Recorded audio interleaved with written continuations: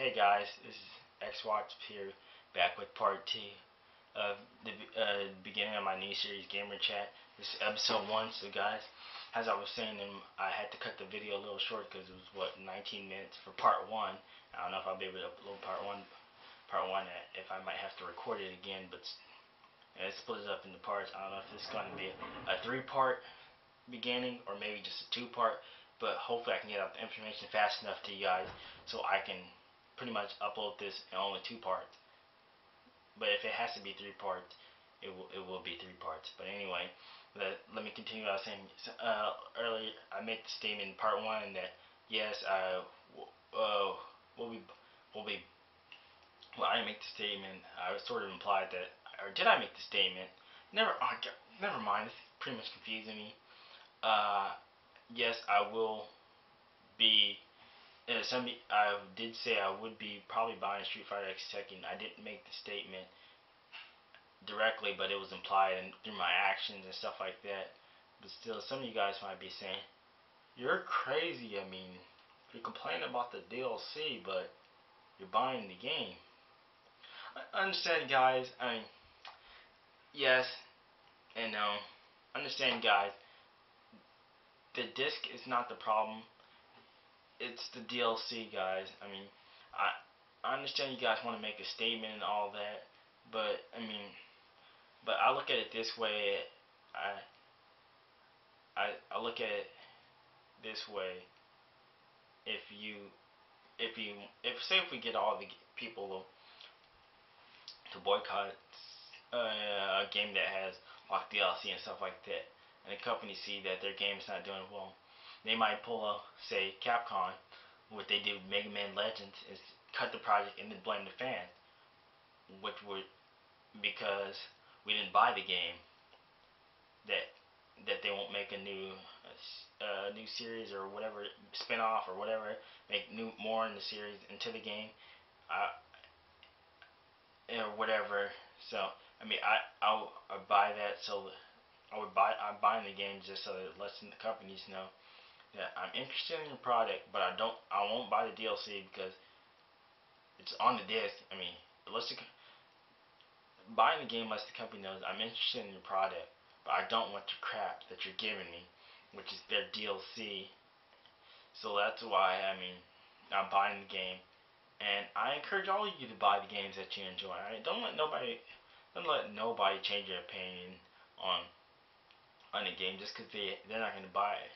I mean, I encourage you to buy it because, like I said, it helps the companies know that we're interested in your game because it takes about the companies actually really don't make that much money off the disc. I mean, they make.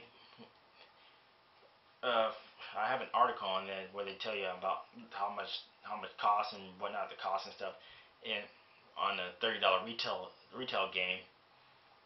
But pretty much you can multiply that by 2 to get the price of a $60 retail game and whatnot. And you get the price of how much a company generally makes from that, and that's around eight or so dollars.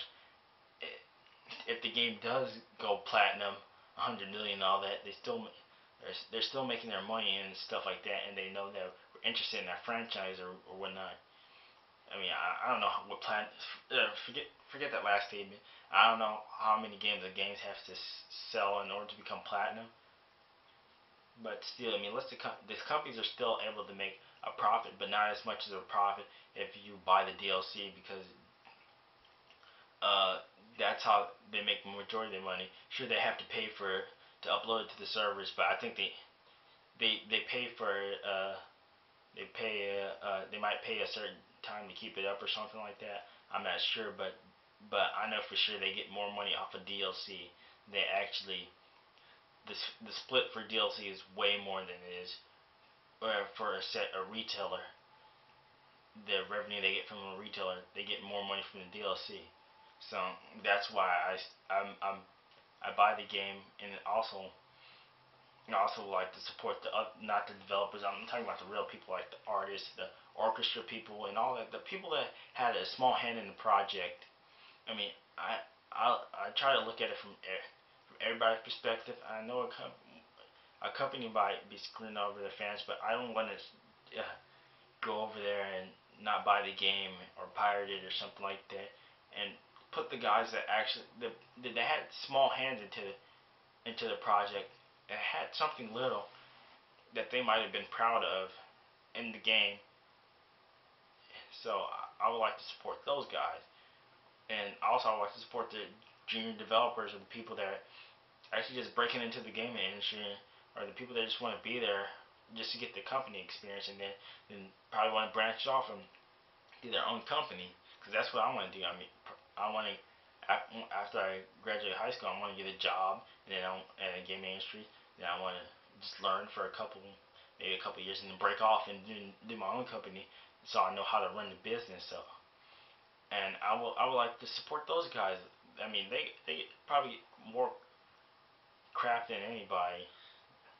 So that's why I would support those guys, because I want to do that. I mean, just break into the industry and probably branch off. So I mean, I'm trying to look at this from everybody's perspective. I mean, it's a win-win. I mean, well, I think it's a win-win for everybody. I mean, you guys get to enjoy your games. That's a, you guys get to enjoy your games, and the company knows that we're interested in their franchises, but they know we don't want their crap if we don't buy the DLC. But yeah, there's going to be people who buy the DLC, and I'm not going to bash or anything. That's your opinion, because that's your money. You can do whatever you want to with it. I just say enjoy your content, or enjoy your lock content, or whatever, and just have fun with it. I can care less what you do with your money. But me, I'm not going to spend my money on a DLC. So, uh, and like I said, I mean, they still make a profit, but and because well, we have the fact. Well, I don't know if they make a profit depending on how much the game sells. Because typically, a blockbuster game makes 20 million. I mean, it's about 20 million to make, and it's probably more than that, because I found an article about that generally the cost of what it takes to make a blockbuster game for the 360 and PS3. But it's probably got to be more than that. I mean, this article is pretty old. Oh, so I'll give you guys the link to that. So I mean, to that, and I mean they still might make a little profit, but not as much if you buy the DLC. So it lets them know we're interested, but we're not going to we're not going to take your crap. And then I mean, it'll actually uh, it probably won't backfire as much as if we boycott a game. So that's how I see it. And speaking of games, let's talk about used games for a moment. For a lot of the companies like EA and stuff, they're complaining about used games and stuff like that. They're taking away money from the developers and all that. That's a load of crap. I mean, this article's old, but it goes to show you, if you want to make a profit off used games, you gotta you gotta pretty much be smart about how you do it. And Warner, or not Warner Bros, Rocksteady, they found a way where they can make a profit off the used games. I don't. Well, what they decided was, if you buy the game for GameStop, I mean, this is only for the people that buy the game for GameStop. GameStop will buy a DLC pass for you for Catwoman, and you get Catwoman if you buy the game used at GameStop. So pretty much, you're getting Catwoman and your costs with your used game. So I mean that's a great situation. If you want to make money off used games, set up something like that where you guys they buy your DLC, and that's what I'm talking about. I'm pretty sure, I'm guessing they probably, where I was telling you guys earlier about how they make more money off DLC. I'm guessing they might, in reality, they might get all the profit instead of paying just for to hold it on there. So don't hold me to that, but that goes to show you. I mean, there's other ways to fight the used game market than online passes and crap like that. They found a way around that. I mean, granted, it's only for GameStop, but still, kudos to them for actually finding a way on how to make a profit and still keep the used game market around. And that's what EA needs to understand. Instead of doing all this crap, they keep used games away. I mean, that's how you make money, more money. it allows you to allows people to sample your work at a cheaper price. It also allows people who can't afford to pay your game and to pay $60 for a game to get it cheap. But granted, GameStop, they rip you off when it comes to prices. Used games are what, $5, probably about $5 more than the new game. So you might as well buy the new game. I never got into pricing for GameStop. So, but still, I mean, that's how you make a that's how you make a profit in the used game industry. And I think more companies should do that. I mean, well, EA in particular, because EA is the biggest one.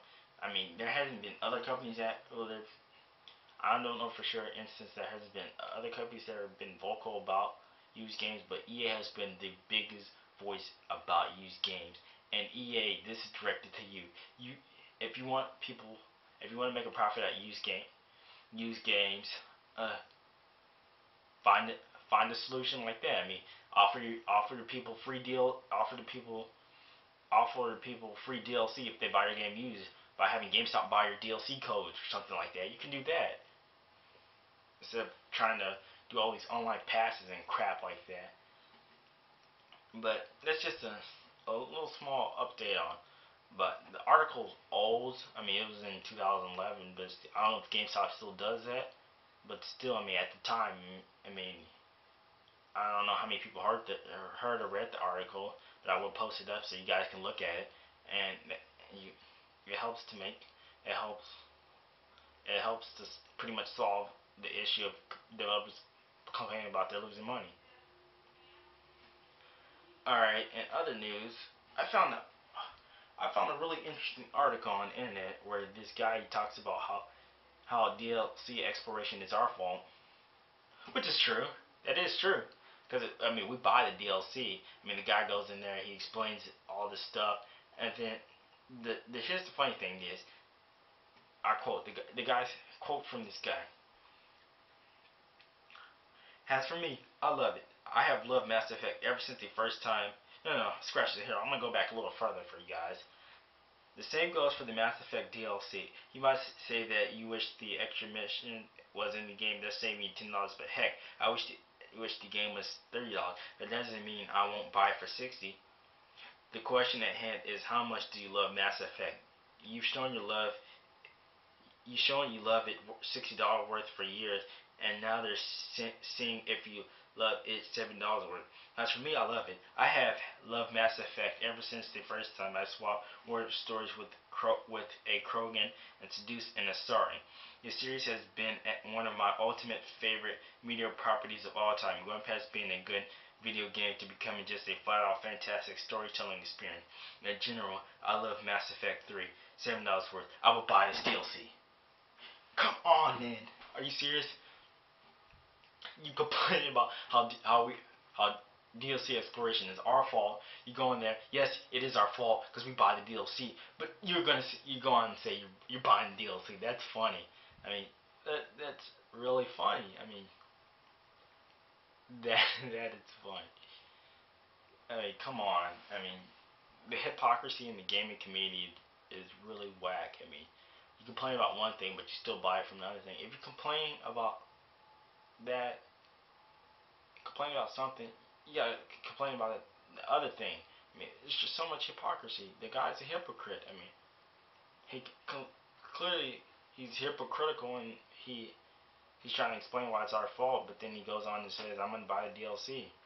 If it's our fault, then don't buy the DLC. That's why I said buy your games. I encourage you guys buy your games, but don't buy the DLC because that's where the issue is. DLC. The discs are not the problem to me. So this concludes part 2, guys. I'm gonna be doing part 3 soon. So